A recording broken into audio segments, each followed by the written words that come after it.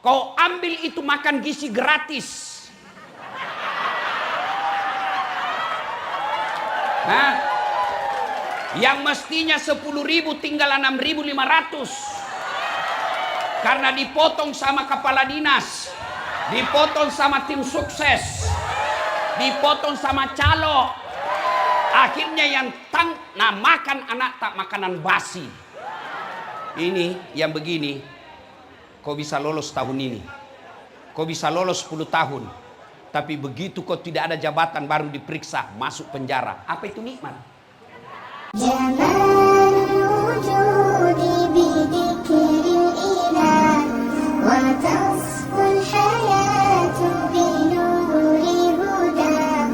Saya mau tanya ibu-ibu, bapak-bapak, nama surah yang paling pendek dalam Quran.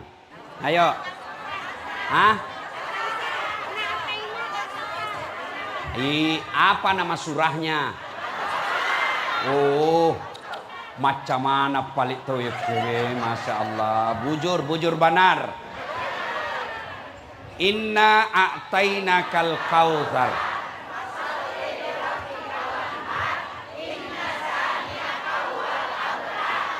Itu ayat kita hafal, tapi ternyata dia kena diri kita. Ya. Hikmah ayat ini ayat pendek, surah paling pendek. Kenapa? Karena apa yang dijelaskan itu pendek kita miliki. Pertama, inna a'tainakal kautsar. Itu Allah Muhammad kasih kau nikmat sangat banyak. Haji Nasir, Masya Allah, saya baru masuk rumahnya tadi. Saya bilang orang Bugis memang ini. Lah, Masya Allah. Makin saya masuk, dia kasih kenal lagi saya. Ini biniku yang kedua. Masya Allah.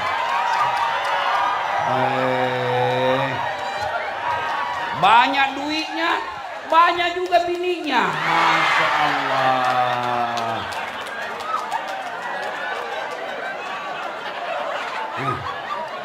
Hebatnya lagi, akur.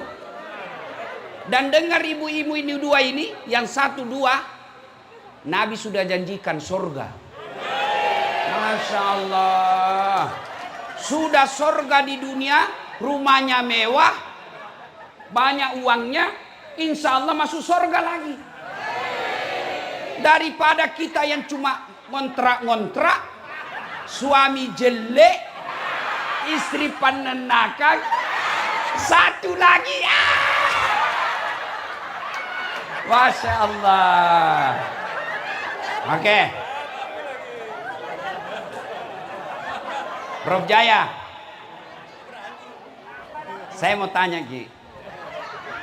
Nah, kira-kira kalau Allah kasih Ki harta yang lebih banyak dari ini, istri 4, nah, istri 4, umpama, jantung mah kitaku sekali, Prof.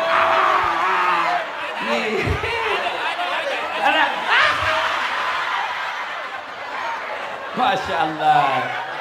Jadi umpama, oke, jami paling 4, rezeki banyak, tapi Allah langsung kasih ki stroke, lumpuh, bisu, tuli. Mau ki kira-kira, Prof?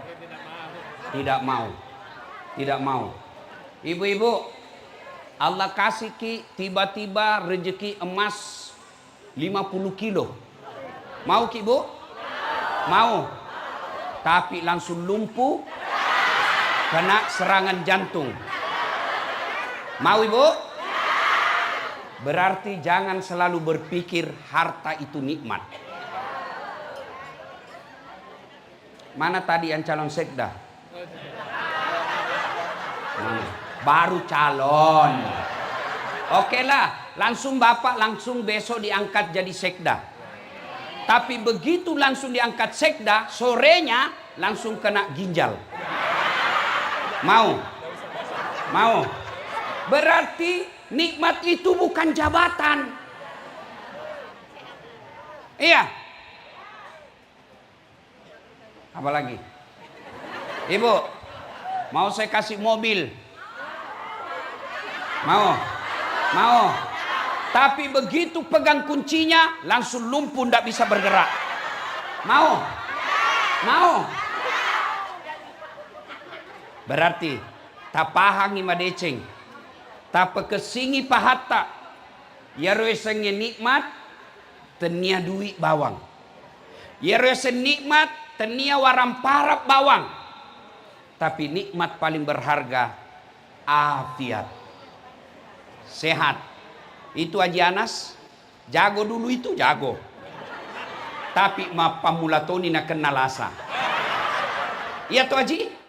Iya. Saya pernah sakit ibu. 6 bulan tidak bisa ceramah. Ternyata nikmat itu sehat. Apa cukup itu nikmat sehat? Mata bisa melihat, kaki bisa berjalan, mulut bisa bicara. Apa cukup? Tidak.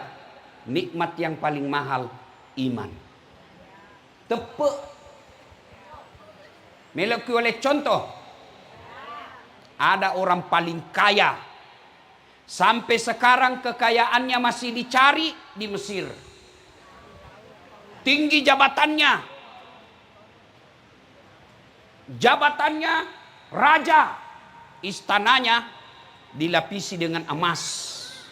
Bininya banyak. Kenapa kan ibu-ibu sensitif sekali? Bu, dengar baik-baik. Biar mau suamimu kawin sampai 10 kali, kalau Allah tidak kasih jodoh, tidak jalan. Ini mau sekali saya punya istri 5, tapi tidak dikasih Allah. Kenapa? Mama nyece berdoa. Ya Allah, cukuplah saya istrinya dah saat latih. Selesai. Nah biar kau periksa HP-nya suamimu, kalau Allah kasih jodoh, tidak ada gunanya kau awasi HP-nya. Apa gunanya kau HP-nya? Apa gunanya kau awasi HP-nya? Hah? Apa tujuanmu kau awasi HP-nya? Kau periksa HP-nya, nah kasih kau 1, 2 nak sembunyi di mobilnya. Kenapa kau tahu? Saya pelakunya.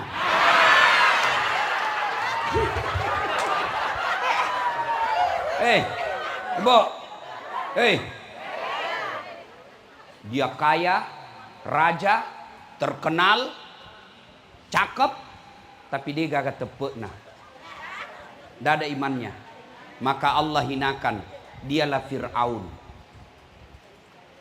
Maka pejabat, wali kota, wakil wali kota, bupati, wakil bupati, gubernur,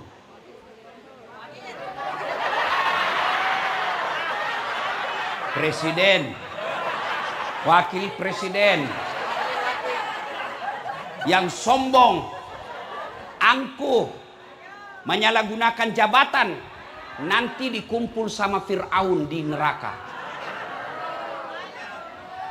Bukan. Saya tidak sebut tadi, saya tidak sebut. Oh ini orang baik Pak. Meskipun beliau bukan Bugis, tapi dihadiri acara. Daripada pejabat Bugis tidak datang sama kita. Ya toh? Masya Allah. Bu, berarti maka Allah katakan inna a'tainakal kausar megalade pak bereku lawaleko. Kenapa kita miskin? Karena kita selalu merasa harta itu uang, harta itu kebun, harta itu deposito, harta itu emas. Nah biar ada semua itu, kalau tidak ada nyawamu, tamak kok. Maka jangan selalu merasa miskin. Saya kaya. Apa kekayaanku? Banyak temanku. Meskipun saya tidak banyak duit, tapi banyak temanku. Temanku banyak uangnya. Bujur kalau? Bujur. Ada Haji Anas. Ada Haji Nasir. Ada masalah Haji? Gampang Ustaz, transfer. Contoh gini. Nggak tahu ini nanti ada betulkah? Iya toh. Maka nikmat itu bisa berupa teman. Nikmat itu bisa berupa waktu. Nikmat itu paling banyak sehat. Makanya kita selalu diingatkan dalam surah Ar-Rahman, fabi ayyi ala'i rabbikuma tukadziban. Coba, kita hafal semua, tapi kita tidak maknai. Maka ibu-ibu, kenapa banyak terlilit pinjol?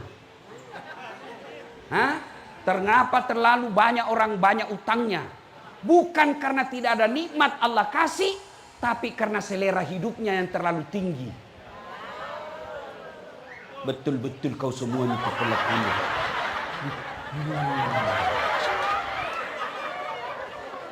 Apa maksudnya ibu? Apa maksudnya?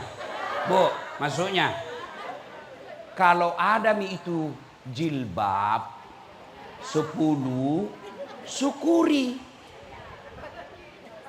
Ada Marita 2, jangki lagi mau tambah. Biasa banyak ibu-ibu, Ustaz, banyak sekali utangku. Berapa lemari? Apa hubungannya Ustaz? Jual itu karena biar tidak ada lemarimu bisa jago hidup. Ustaz, banyak sekali utangku. Berapa motormu? Semua anakmu punya motor? Iya, jual nih, bisa jalan. Yang penting tidak ada utangmu. Paham? Cukup itu? Oke, selesai mi. Ya. Oke. Sudah paham makna ayat pertama? Inna a'taina. Ayat kedua, fasalli li rabbika. Kalau Allah kasih kamu nikmat, banyak Allah kasih kau nikmat. Nikmat itu seperti apa nikmat saya? Nikmat populer, itu nikmat. Saya tidak banyak uang, tapi saya populer. Karena populer, banyak uang. Nikmat itu pendidikan. Nikmat itu sekolah. Karena ada sekolah, Allah kasih rezeki yang lain. Kau kira jabatan nikmat? Berapa itu pejabat ditangkap? Mau jadi gubernur habis 500 miliar. Berujung ditangkap KPK. Ini aslinya orang beleng-beleng. Masuk pilkada 500 miliar uang habis. Berujung ditangkap KPK. Apa itu nikmat? Azab pacalla bahasa ugina. Saya ada uangku 500 miliar, ngapain saya jadi pejabat? Saya bangun masjid 10 miliar sudah paling cantik itu. Saya pakai sogok mamanya cek 10 miliar. Supaya dia kasih KSK kawin lagi. Masih ada 480 miliar. Coba. Saya pakai pergi bulan madu 20 miliar. Masih ada lebih 400 miliar. Saya buka usaha 100 miliar. Saya bisa perintah politisi kalau ada usahaku. Apa jabatan itu nikmat? Belum tentu. Kapan jabatan nikmat? Kalau dia mendorongmu masuk surga. Tapi kalau dia dorong kamu mengkhianati rakyat, kau bohong. Kau ambil itu makan gizi gratis.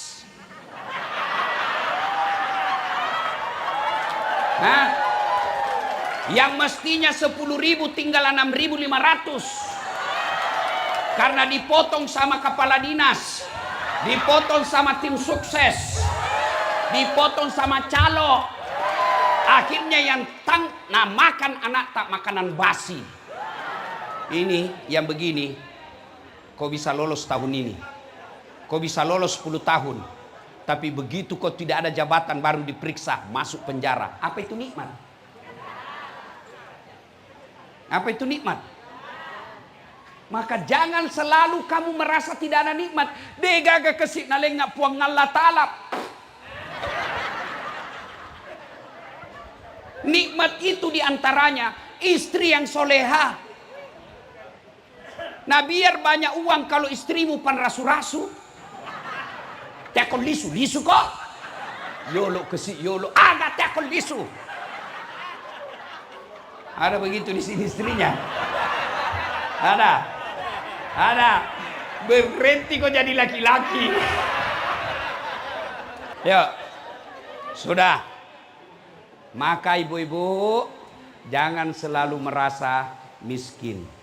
Jangan selalu merasa de gaga pamasena puangi, de gaga nalenga pungalatala. Megala de naleki pungalatala. Itulah ayat sehingga dikatakan kamu tidak bisa menghitung nikmat yang saya kasih kau. Maka kata Allah, setelah saya kasih kau begitu banyak nikmat, syarat yang ayat yang kedua, inna a'tainakal kautsar fasalli li rabbika wanhar, maka dirikanlah sholat. Kalau kau bersyukur, sholat. Kenapa Allah tidak katakan maka berpuasalah, maka berhajilah?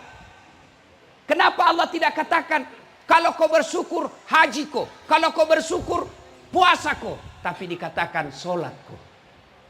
Kenapa sholat? Karena puncak pengkhianatan kepada Allah adalah melalaikan sholat. Kan orang sombong itu yang tidak bersyukur. Ya. Takap borok nasa ngogi tode namelok sukuru. Takap borok nama sana. Sombong namanya. Ibu-ibu, apa itu sombong? Hah? Pakai barang mahal? Belum tentu. Kalau istri pertama dan istri keduanya Haji Nasir pakai emas, sombong? Belum, karena memang ada emasnya. Hah? Pak Haji Nasir pakai berlian, sombong? Belum tentu. Dan lek na tahu kapan dia sombong? Kalau naremehkan orang lain. Itu baru sombong. Nah, saya kasih lagi contoh. Orang yang tidak sholat itulah puncaknya orang yang paling sombong di hadapan Allah. Kasih contoh nah. Saya bercanda sama Pak Wagub. Ya, saya dorong pantatnya masih senyum. Ya toh? Saya dorong perutnya masih ketawa. Tapi coba bedek dorong kepalana. Mana ajudannya ini? Dorong bedek kepalana gubernur. Dorong bedek. Nah, kenapa? Alena beliau ada sama kepala. Yang mulia itu ada sama kepala. Sebaliknya, anggota tubuh paling hina kaki.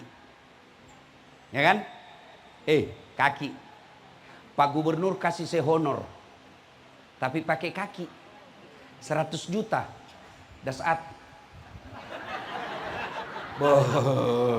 Orang Bugis kok kasih begitu. Nah bilang namo de gagaduiku aja umpakatuna ka lau gajak kok. Iya toh? Kenapa? Kehinaan ada pada sama kaki. Iya toh?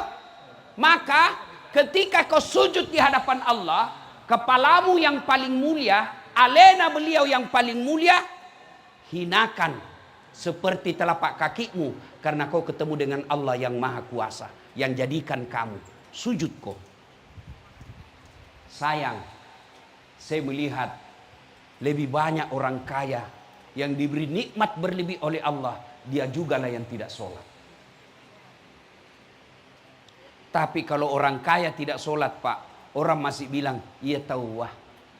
Makesi bulana, makesi ngotona, 2 benena, mega tokona, namotode nama sempajat tapi linona tahu na runtuk nih.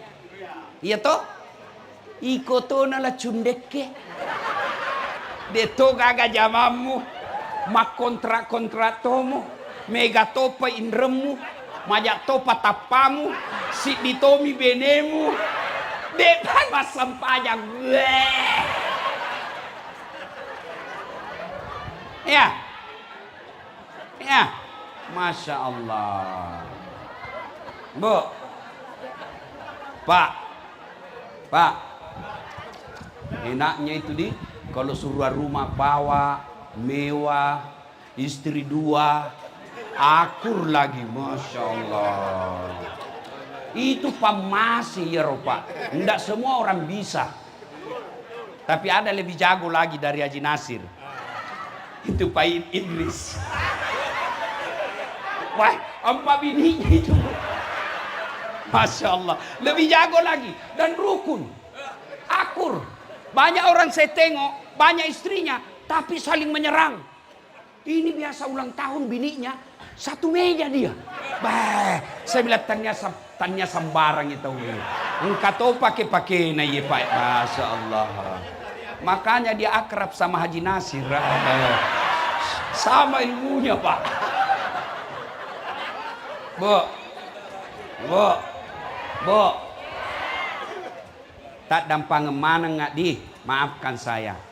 Kira-kira ibu-ibu yang hadir ini sudah tidak ada di bawah 50 tahun. Ya toh? Kalau masih ada paling 1-2 orang. 50 tahun ke atas, saya tidak terlalu yakin masih nak kasih ke Tuhan 2 kali lipatnya itu murtad. Paling lama 20 tahun lagi nak kasih ki. Ya toh? Ya. Nah semua ini ditinggal. Harta ditinggal. Istri ditinggal. Suami ditinggal. Kalau masuk maki kubur Bu, maka sholatlah yang menolong. Maka saya heran kalau ada orang sudah tua, masih juga tidak sholat. Agapi mutajang. Nama bau tanah nojek tuh. Sudah muka-muka sakaratil maut. Masih juga tidak sholat. Itulah yang disebut kaswatul qalbi. Maka doati, keras hati. Maka ketika Allah kasih kamu nikmat. Nikmat jabatan, nikmat harta, nikmat populer, nikmat ilmu, nikmat teman. Maka Allah tidak melarangmu menikmati itu. Allah cuma minta syukuri. Cara syukuri, perbaiki sholatmu. Yang kedua, berkurbanlah. Maka robako. Dalam ayat ini bukan sekedar tafsir potong binatang, tapi saya meluaskannya, bersedekahlah. Ini ibu-ibu di depan banyak semua warna ini. Banyak emas berliannya. Lihat ibu, ibu-ibu, ini yang banyak semua emasnya. Kira-kira kalau meninggal siapa pakai itu emas tak? Siapa pakai kira-kira itu? Anak. Istri kedua.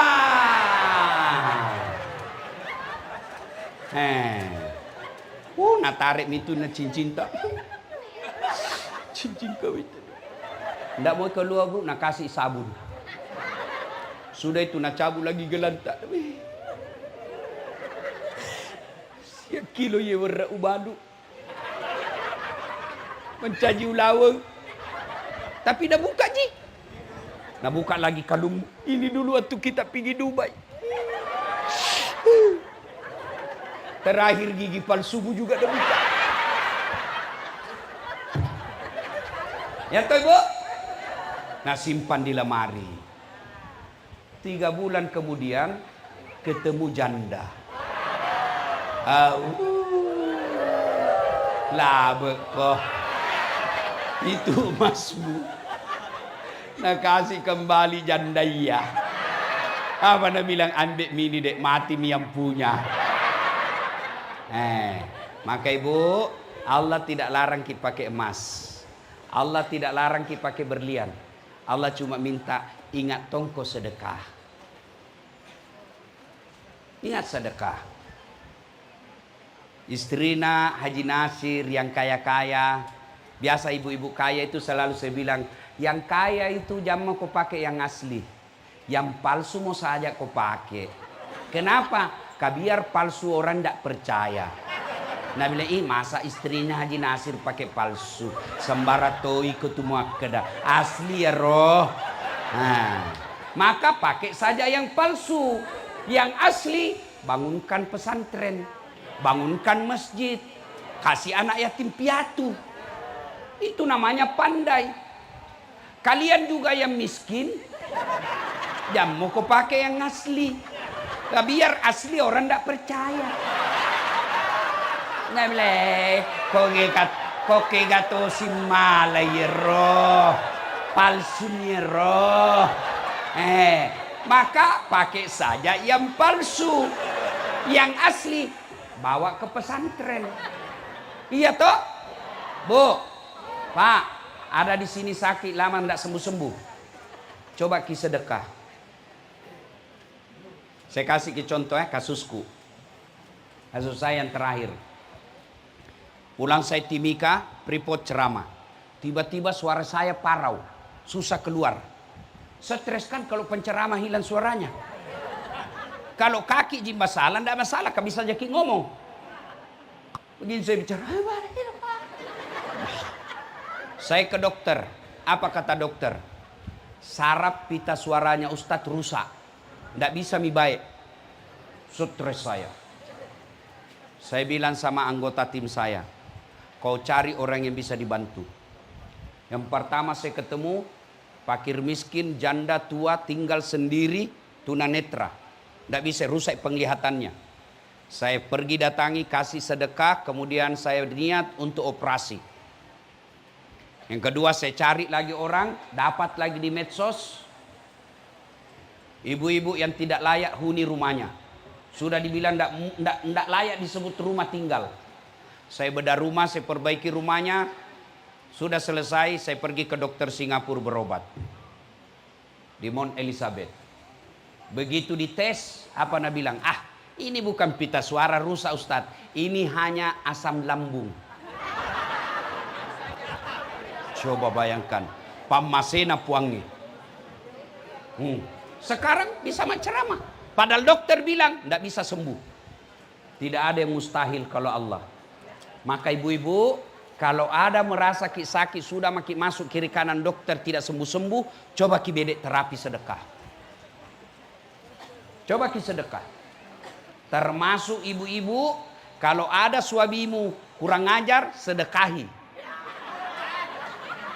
Termasuk bapak-bapak, kalau ada istrimu cerewet, sedekahi. Bagaimana caranya? Kau bangun sholat hajat. Selesai sholat hajat berdoa. Ya Allah, Engkau yang sahat melindungi, memelihara. Ya Allah, pelihara suamiku, lindungi suamiku dari perempuan jahat. Saya niatkan ini 5 juta tolak bala. Mudah-mudahan Engkau pelihara suami saya. Bismillah. Insya Allah. Yang jadi masalah kalau suaminya juga bangun sholat hajat. Ya Allah, capek sudah saya lihat istri saya, Allah. Ini ada uangku 5 juta ya Allah. Saya sedekah tolak bala. Mudah-mudahan 5 juta ini istriku ikhlas saya kawin lagi. Bingung malaikat yang mana ini dikabulkan. Ibu ya, bersedekah. Nah, kalau dia dikasih nikmat oleh Allah, dia tidak sholat, dan dia tidak mau bersyukur dengan berkurban dan bersedekah, maka apa ayat yang ketiga? Fasalli li rabbika wanhar. Walani pamaseku, kau lepas dari kasih sayangku. Uangmu banyak tapi penyakitmu kumpul. Rumahmu mewah tapi tidak bisa kau nikmati. Anakmu banyak tapi kurang ngajar. Duitmu banyak tapi penyakit bertumpuk. Bahkan bisa jadi kamu mati dalam kekafiran. Itu baru di dunia, apalagi kalau di akhirat. Maka agar kita termasuk orang-orang yang pandai bersyukur, nah panggil Ki Haji Nasir. Datang Ki pengajian seperti ini. Mudah-mudahan selesai dengar pengajian ada perbaikan dan kita bermohon kepada Allah, mudah-mudahan ada ilmu dan bisa diamalkan dalam kehidupan sehari-hari. 1, 2. Ini ada kuenya orang Bugis. Apa namanya ini? Apa namanya nih? Berongko. Ini kepanjangannya Baraku Mato Laudoko. Artinya saya bungkus diriku sendiri. Apa ini Bu? Terbuat dari apa ini bungkusnya? Apa? Daun. Apa isinya? Pisang. Itu maknanya orang Bugis. Apa yang ada di hatinya itu yang diucapkan, itu yang dilakukan. Tarwada, tarogau. Bukan munafik. Apa itu munafik? Lengi ni pau, letoi na pigau, letoi na bicara. Itulah kita orang Bugis. Ada disebut bahasa hati. Etok namanya. Etok hati. Bahasa mulut. Etek namanya. Etek na adae. Bahasa pantat. Etuk namanya. Ya. Etok, etek, etuk. Apa maknanya Ustaz? Engkau tahu etekna pada etokna atinna soroga tawamu. Engkau tahu etekna si salah etokna atinna etuk tawamu. Kamu tidak lebih mulia dari kentut. Saya berharap saudara-saudara KKSS jangan tinggalkan tarwada tarogau. Itu yang membuat kita orang Sulawesi dihormati di mana-mana. Karena kita tarwada tarogau. Pak Wagub, mungkin Bapak tidak menyadari dan kita juga orang Sulawesi kurang menyadari. Lihat rumah makannya orang Sulawesi. Semua dapurnya di depan. Coto di depan. Konro di depan. Palu basah di depan.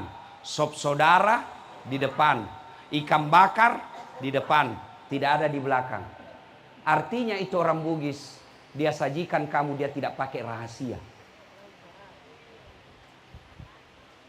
Apalagi itu orang Bugis.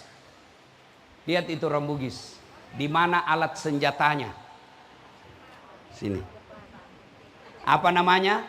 Orang Makassar bilang badi, bukan keris. Keris itu orang Jawa. Orang Bugis bilang tepi. Ada juga bilang kawali.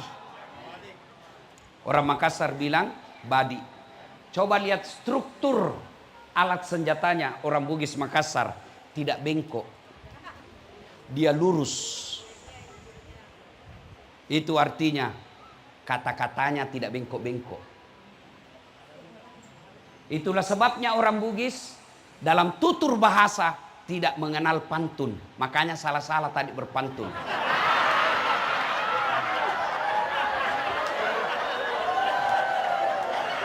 Yang mengenal pantun itu hanya di Pulau Kalimantan, Pulau Sumatera, Pulau Jawa. Orang Bugis tidak berpantun. Kalau mereka suku lain mau melamar anak gadis, dia bilang begini, aku melihat ada bunga di taman. Cakep. Bunga itu sudah siap untuk dipetik. Mau melamar itu maksudnya. Kalau orang Bugis, besar ini anakmu kasih kawin sama anakku. Nah, begitu orang Bugis, tidak ada benda-benda begini. Iya. Oke. Lihat lagi orang Bugis. Di sini badiknya. Maknanya dia tidak ada sembunyi-sembunyi. Kalau ada orang bilang suku lain sumbu pendek, Bugis Makassar tidak pakai sumbu. Kalau dia tidak suka, tidak banyak bicara, langsung ditikam saja. Ya. Coba lihat, suruh masuk rumah. Orang Bugis, tabe, tamaki. Artinya apa? Tidak ada rahasia. Nah, buka semua. Ya. Kemudian orang Bugis kalau suruh di mana rumahnya Prof Mas Jaya? Kasar tidak, sportif. Ini namanya sportif. Telunjuk namanya ini. Pak Jelok. Telunjuk dipakai menunjuk. Ibu heran. Memang saya mengajar mata kuliah komunikasi antar budaya. Saya pelajari yang begini. Tuh, orang Bugis. Meja makannya selalu ada isinya. Kalau dia datang bertamu orang, meskipun bukan jam makan, pandreyolo. Kalau dia malu tanya orang lapar atau tidak, nah tanya tuh. Tatik siaga mo salay balik papan. Tatik asirah. Berarti dia panamandre. Tuh dia tanya tuh. Itulah orang Bugis. Maka muncullah filosofi orang Bugis. Pada idi, pada elo. Si patuo, si patokong. Mali, si parape. Malilu, si pakainga. Cedek, tak mega, ibagi-bagi. Itulah orang Bugis. Maka jangan heran, di mana-mana kita datang pasti ketemu orang Bugis. Saya ke Sabah, Sarawak, ini ada orang keke dari Kinabalu. Saya kasih kenal dulu rombongan saya. Ini Ustadz Halim, Muhammad Halim, Abdul Halim. Ini muka Indonesia tapi orang Vietnam. Orang Vietnam ini Bu, Vietnam, bahasa Vietnam. Ya, saya ketemu di Madinah. Beliau ulama di Vietnam. Tugas beliau Pak Wagub mencop orang kalau mau bikin warung makan, dia mengeluarkan halal, sertifikasi halal. Nah itu beliau. Ini Arifin Lukman dari Keke, Das Atlatin. Ya kan? Nah kemana-mana kita ketemu orang Bugis. Dan saya belum pernah mendapat sejarah atau berita orang Bugis diusir di suatu tempat. Tidak pernah. Kenapa? Karena orang Bugis kalau dia pergi merantau, dia berupaya dari awal, dari kecil, dari rendah, naik, sukses. Dan hebatnya kalau sukses, pasti dia dermawan. Dega kau kalinga tosogi na ogi masekke. Gaga. Itulah sebabnya setiap pilkada di Kaltim, KKSS selalu dicari. Iya tuh Pak Wagub? Nah, kenapa? Karena kalau orang Bugis jadi tim sukses, dia tidak minta uang, bahkan dia jual mobilnya untuk kasih menang orang. Maka wajar Pak Wagub hadir di tempat ini sebagai apresiasi terhadap penghormatan suku Bugis. Tapi kalian orang Bugis, kalian perantau di tanah Kalimantan. Hormati orang yang ada di sini. Hormati orang Dayak. Muliakan orang Banjar. Muliakan orang Kutai. Karena mereka lapang dada menerima kalian sebagai orang perantau.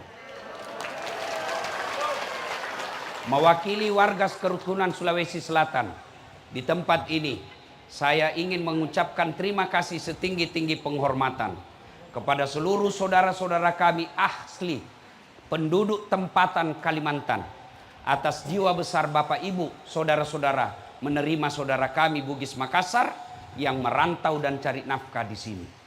Mudah-mudahan kelapangan dada dan hati Bapak Ibu menerima kami menjadi ladang amal untuk kebaikan dunia dan akhirat. Demikian usikum wa nafsi bitaqwallah. Fastabikul khairat. Assalamualaikum warahmatullahi wabarakatuh.